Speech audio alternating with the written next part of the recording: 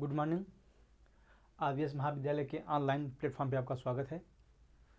BC second semester का chemistry का पहला टॉपिक कार्बोहाइड्रेट है और आज हम कार्बोहाइड्रेट के बारे में जानेंगे और उसका क्लासिफिकेशन देखेंगे। कार्बोहाइड्रेट कितने प्रकार से बांट सकते हैं, किसके बेसिस पे, तो आज इसके बारे में हम लोग पढ़ते हैं। तो देखते हैं कार्बोहाइड्रेट होता क्या पहले है। कार्बोहाइड्रेट की परिभाषा हम केमिस्ट्री के टर्म में कैसे डिफाइन कर सकते हैं केमिस्ट्री में कि कार्बोहाइड्रेट होता क्या है। अगर हम कार्बोहाइड्रेट को डिफाइन करना चाहें केमिस्ट्री की भाषा में तो इसको बोल सकते हैं कार्बन के hydrated form of carbon is known as carbohydrate. अर्थात कहने का मतलब ये है कि कार्बन के मॉलिक्यूल के साथ H2O मॉलिक्यूल जुड़ा हो, जैसे कार्बन मॉलिक्यूल है, एक H और OH मिलकर H2O मॉलिक्यूल बनाता है। तो एक कार्बन के मॉलिक्यूल के साथ जब H2O मॉलिक्यूल जुड़ा होता है तो उसे बोलते हैं कार्बन के हाइड्रेट, और कार्बन के हाइड्रेट ही कार्बोहाइड्रेट होते हैं। तो इस डिफिनेशन में यही कहा गया है carbohydrate is hydrated carbon atom chain in which water molecule attach to each carbon. Carbohydrate contain carbon, hydrogen and oxygen. There are some carbohydrate contain nitrogen, phosphorus और सल्फर। इसमें कहने का मतलब ये है कि कार्बोहाइड्रेट जो है आपका कार्बन, ऑक्सीजन और हाइड्रोजन मॉलिक्यूल के एटम के साथ मिलकर बना होता है। और कुछ ऐसे भी कार्बोहाइड्रेट होते हैं जो नाइट्रोजन, फास्फोरस और सल्फर भी अपने पास रखते हैं। तो कुछ ऐसे हो सकते हैं, लेकिन वो भी बहुत रेयर केस में वो मिलते हैं इस तरीके से मॉलिक्यूल जो नाइट्रोजन, फास्फोरस और सल्फर रखते हैं। बाकी मूलतः जो होते हैं कार्बोहाइड्रेट आपके कार्बन, हाइड्रोजन और ऑक्सीजन के फॉर्म में ही मिलते हैं। इसलिए इनको रिप्रेजेंट करने के लिए एक फार्मूला दिया गया जिसे बोलते हैं CH2ON, यानी इक्वल टू आप रिपीटेड यूनिट ऑफ ये CH2O जो है इनको बना सकते हैं कि कितनी बारें लिखी गई हैं।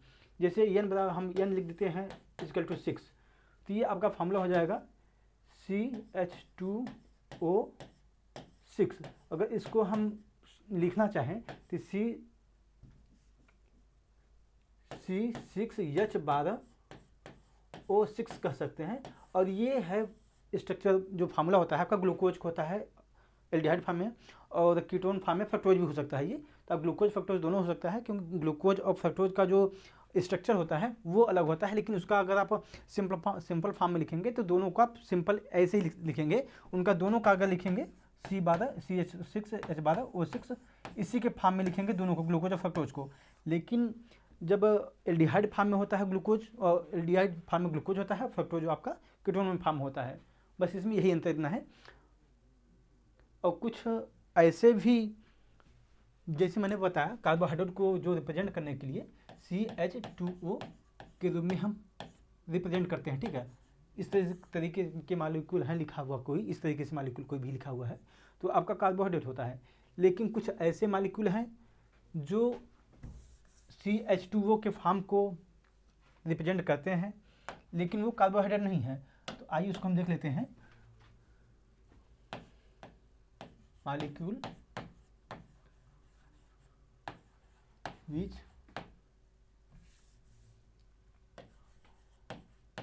Molecule which show CH2ON form but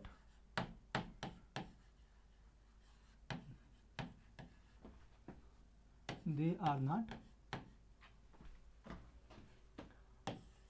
carbohydrate।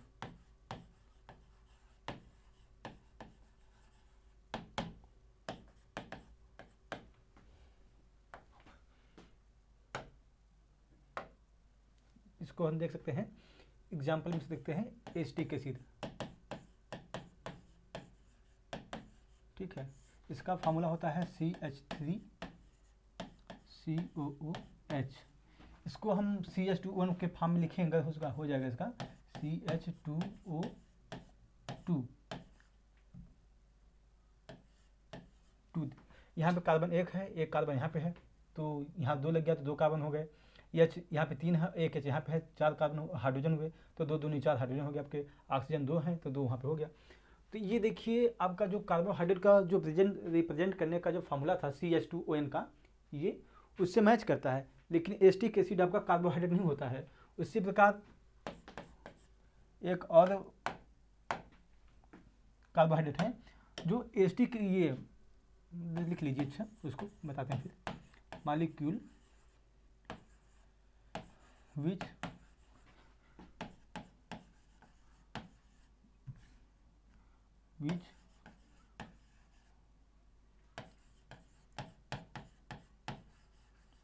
does not show CH2ON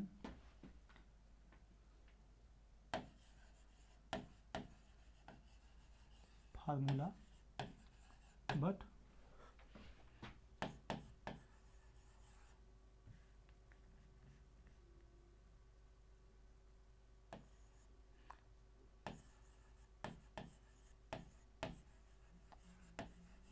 they are carbohydrate. इसमें आपका होगा रेफनोज, एग्जाम्पल इसका।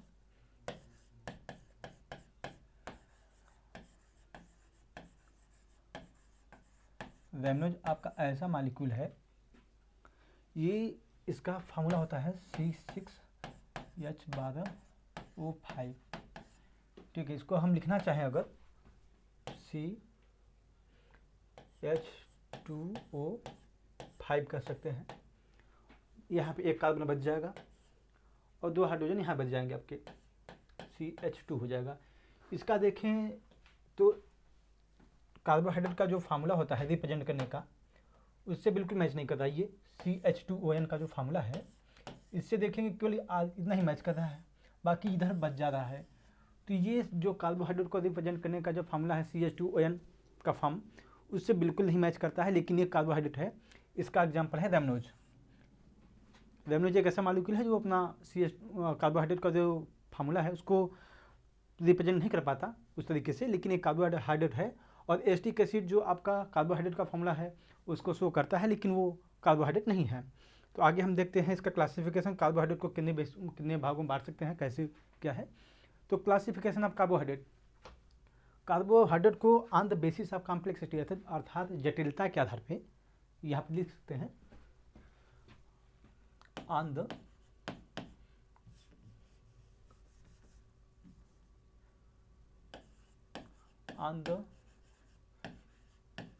basis of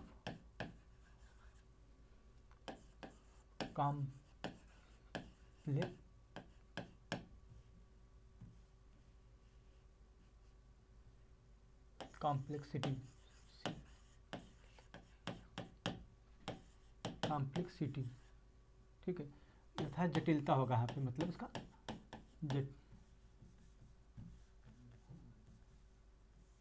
जटिलता के आधार पर।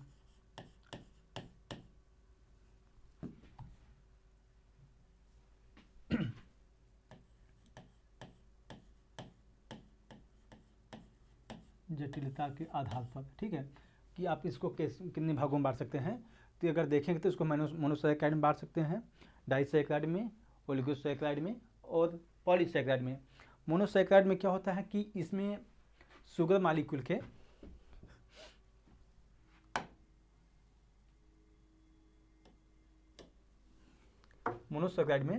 शुगर मॉलिक्यूल के एक यूनिट होती है, शुगर यूनिट। इसमें सिंगल शुगर यूनिट होती है। मोनोसैकेराइड में सिंगल शुगर यूनिट होती है, इसलिए इसको मोनोसैकेराइड बोलते हैं। मोनो का मतलब होता है कि सिंगल, इसका मोनो का इसका मतलब होता है सिंगल।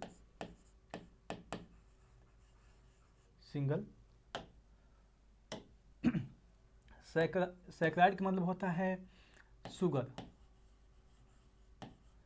तो जब सिंगल शुगर है तो उसे मोनोसैकेराइड बोलते हैं। इसके एग्जाम्पल के तौर पे देख सकते हैं ग्लूकोज, गैलेक्टोज, मैनोज। ये एल्डिहाइड फॉर्म में होते हैं ग्लूकोज, मैनोज और गैलेक्टोज। आपका कीटोन फॉर्म में होता है फ्रक्टोज। तो ये सब सिंगल शुगर है, कहने का मतलब यह है कि मोनोसैकेराइड है। डाइसैकेराइड में होता है कि इसमें 2 शुगर मॉलिक्यूल होते हैं, ठीक है, 2 शुगर मालिक्यूल। जब दो शुगर मालिक्यूल मिलके कोई भी कंपाउंड या कंपाउंड बनाते हैं, सब्सटेंस बनाते हैं, तो आपके डाइसैकेराइड हो जाते हैं। जैसे सुक्रोज, ये सुक्रोज आपका सुक्रोज ग्लूकोज प्लस फ्रक्टोज के साथ मिलके बना होता है। ये ग्लूकोज और फ्रक्टोज के साथ मिलके आपका ये सुक्रोज बना होता है। और माल्टोज आपका माल्टोज आपका ग्लूकोज के दो अणुओं से मिलकर बना होता है। ग्लूकोज प्लस ग्लूकोज के साथ मिलकर बना होता है आपका माल्टोज। और लैक्टोज जो आपका है, लैक्टोज, ये आपका मिला बना होता है ग्लूकोज प्लस गैलेक्टोज के साथ मिलकर बना होता है। अब आगे ओलिगोसैकेराइड जो होता है आपका, ओलिगोसैकेराइड, इसमें 3 से 10 शुगर यूनिट होती हैं। जैसे रेफिनोज है, इसमें 3 से 10 शुगर यूनिट बनी होती, मतलब शुगर मालिक्यूल के यूनिट मिलके बने होते हैं, रेफिनोज बनाते हैं। स्टाइकोज इसी प्रकार से है, बर्बास्कोज इसी प्रकार से है। कि ओलिगोसैकेराइड क्या होता है कि मोर देन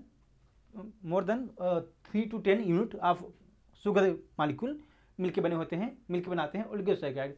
3 से 10 शुगर यूनिट के मालिक्यूल आपके मिलके बनाते हैं ओलिगोसैकेराइड को। तो एक एग्जाम्पल के तौर पर देख सकते हैं आप, रेफिनोज है, रेफिनोज RAFFINOZ है, स्टाइकोज है, बर्बास्कोज है, ये आपके ओलिगोसैकेराइड होते हैं। पॉलीसैकेराइड देख लेते हैं। पॉलीसैकेराइड में ये more than 10 unit of sugar, ठीक है। पॉलीसैकेराइड में more than 10 unit of sugar molecule रहते हैं, इसलिए इसको बोलते हैं पॉलीसैकेराइड। इसके एग्जाम्पल में देख सकते हैं, स्टार्च मालिक्यूल होता है। स्टार्च एक ऐसा मालिक्यूल है जो ग्लूकोज का है, मालिक्यूल होते हैं इसमें, और इसमें 10 से ज़्यादा हो सकते हैं, काफ़ी ज़्यादा इसमें मालिक्यूल होते हैं, स्टार्च बनाते हैं। ये हमेशा लिंकिंग फॉर्म में होते हैं। और ये स्टार्च आप गेहूँ में पाया जाता है, चावल में पाया जाता है। और ग्लाइकोजन जो होता है बॉडी में, हमारे शरीर में जो ग्लूकोज हमारे शरीर में जब इकट्ठा जब ज़्यादा ग्लूकोज हो जाता है हमारे ब्लड में, तो होता क्या है कि ये ग्लूकोज हमारे लीवर में स्टोर होता है। और जब हम खाना पीना नहीं खाते हैं तो ग्लाइकोजन ही ग्लूकोज में टूटता है। ग्लूकोज हमारे शरीर को एनर्जी देता है, हमें चलने फिरने के लिए। जब हम या आप कोई भी ब्रेकफास्ट बनाता है, भूखा रहता है, तो वो ग्लाइकोजन ही उसमें हमें एनर्जी देता है और हमें जीवन ऊर्जा प्रदान करता है। और सेलुलोज आप पाया जाता है आपके वनस्पति में, बॉटनी में जो भी प्लांट हैं, ठीक है, ये प्लांट वगैरह जो भी हैं, ये प्लांट में हमें प्लांट जो है सेलुलोज से बने होते हैं, तो पता ही है। और सेलुलोज आपका कार्बोहाइड्रेट ही है, बस इसमें more than 10 unit of carbohydrate के जो मालिक्यूल हैं, शुगर मालिक्यूल, वो अटैच होते हैं। तो ये आपका हो गया on the basis of complexity या जटिलता के आधार पर कार्बोहाइड्रेट को हम कितने भागों में बांट सकते हैं। आपको ये पहला ये हो गया। दूसरा आप देख सकते हैं शुगर और नॉन शुगर। कुछ मीठे होते हैं कार्बोहाइड्रेट, कुछ नहीं मीठे होते हैं, तो इनके बेसिस पे हम इनको 2 भागों में बांट सकते हैं, sugar and non sugar. Sugar में होते हैं वो मालिक्यूल मोनोसैकेराइड और ओलिगोसैकेराइड जो होते हैं वो शुगर होते हैं। मोनोसैकेराइड एंड ओलिगोसैकेराइड जो कार्बोहाइड्रेट होते हैं वो मीठे होते हैं और एक क्रिस्टलाइन इन नेचर होते हैं, क्रिस्टल के फॉर्म में मिलते हैं ये, और सॉल्युबल इन वाटर होते हैं। तो ये आपके शुगर मालिक्यूल हुए। और जो नॉन शुगर हैं, अर्थात वो टेस्ट में मीठे उठे नहीं हैं, तो वो आपके होते हैं पॉलीसैकेराइड। ऑल पॉलीसैकेराइड जो होते हैं वो नॉन शुगर होते हैं, वो मीठे नहीं होते हैं, और they are amorphous in nature होते हैं, और इनसॉल्युबल इन वाटर होते हैं, और टेस्ट इनका नहीं होता है, ये मीठे नहीं होते हैं। तो इनके बेसिस पे हम बांट सकते हैं इनको, कार्बोहाइड्रेट को शुगर और नॉन शुगर में। अगला हम बांट सकते हैं रिएक्शन के आधार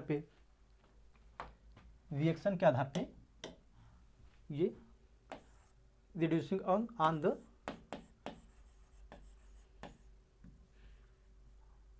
on the basis of reaction,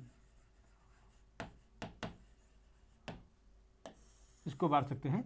reducing and non reducing sugar में जो कार्बोहाइड्रेट फेलिंग सोल्यूशन, कोई भी कार्बोहाइड्रेट है जो फेलिंग सोल्यूशन और टॉलरेंस एजेंट के साथ, फेलिंग यहाँ गलत लिख गया है, फेलिंग सोल्यूशन यहाँ एल होगा, Fehling solution and Tollens agent के साथ क्रिया करके पॉजिटिव टेस्ट देते हैं, वो आपके होंगे रिड्यूसिंग शुगर, और जो पॉजिटिव टेस्ट नहीं देते हैं वो आपके होंगे नॉन रिड्यूसिंग शुगर। तो on the basis of reaction जिन्होंने फेलिंग सोल्यूशन और टॉलरेंस एजेंट के साथ क्रिया किया वो आपके होंगे रिड्यूसिंग शुगर, जिन्होंने क्रिया नहीं किया है वो आपके होंगे नॉन रिड्यूसिंग शुगर। तो यहाँ पे यही बात लिखी हुई है। और ऑल मोनोसैकेराइड, सभी मोनोसैकेराइड जो होते हैं वो रिड्यूसिंग शुगर होते हैं। ऑल मोनोसैकेराइड रिड्यूसिंग शुगर होते हैं। Disaccharide molecule having at least one free anomeric hydroxyl group are reducing sugar.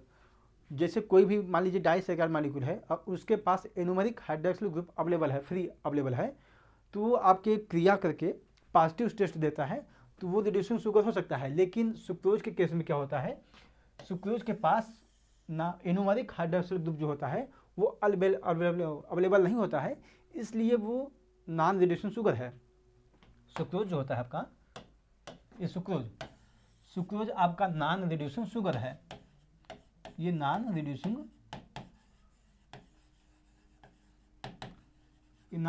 Sugar है, क्योंकि इसके पास एनोमेरिक फ्री हाइड्रोक्सिल ग्रुप नहीं होता है, इसलिए नॉन रिड्यूसिंग शुगर होता है।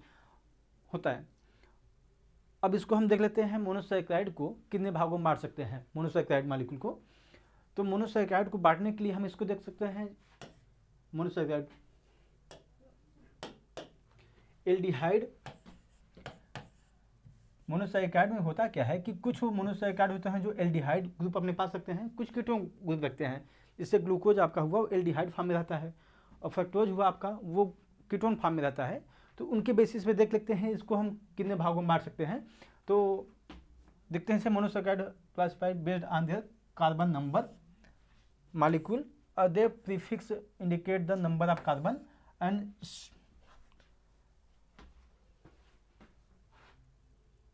यहाँ गलत कुछ लिख गया है, प्रीफिक्स एंड ये ओज जो होता है इसमें जैसे होता है ना, ये एल्डोज लिखा होता है, एल्डोज। तो ये ओज जो आपका लास्ट का है, ओज इंडिकेट सैकेराइड। तो इनके बेसिस पे हम देख लेते हैं कि मोनोसैकेराइड को कितने भागों में बांट सकते हैं। तो हम देखते हैं, देखिए नंबर ऑफ कार्बन मान लीजिएगा 3 है, नंबर ऑफ कार्बन 3 है और ये एल्डिहाइड फॉर्म में है, तो इसको हम बोलते हैं एल्डोट्रायोज। इसके एग्जाम्पल में हम देख सकते हैं ग्लिसरल्डिहाइड, इसका फार्मूला होता है ये। और कीटोन फॉर्म में अगर है कोई तो यहाँ पे डाईहाइड्रॉक्सी एसीटोन, डाईहाइड्रॉक्सी एसीटोन, ठीक है। तो आपका कीटोन फॉर्म हो जाएगा ये। इसका स्ट्रक्चर हम देख सकते हैं CH2OH, ये ठीक है। तो अब जब इसमें भी कार्बन 3 है उसको आप कीटोन फॉर्म में डाईहाइड्रॉक्सी एसीटोन से एग्जाम्पल हो सकता है, और एल्डोज फॉर्म में आपका ग्लिसरल्डिहाइड इसका एग्जाम्पल हो सकता है। अगर 4 कार्बन हो गए, अगर एल्डिहाइड फॉर्म में है और 4 कार्बन हो गए तो इसको बोलेंगे एल्डोटेट्रोज। इसका एग्जाम्पल देख सकते हैं, इरिथ्रोज होता है और थ्रियोज होता है, इरिथ्रोज और थ्रियोज। अब यही कीटोन फॉर्म में है तो इसको बोलेंगे कीटोटेट्रोज। इसका एग्जाम्पल होता है इरिथ्रोलोज। अगर 5 कार्बन हो गए एल्डिहाइड फॉर्म में है तो उसको बोलते हैं एल्डोपेंटोज।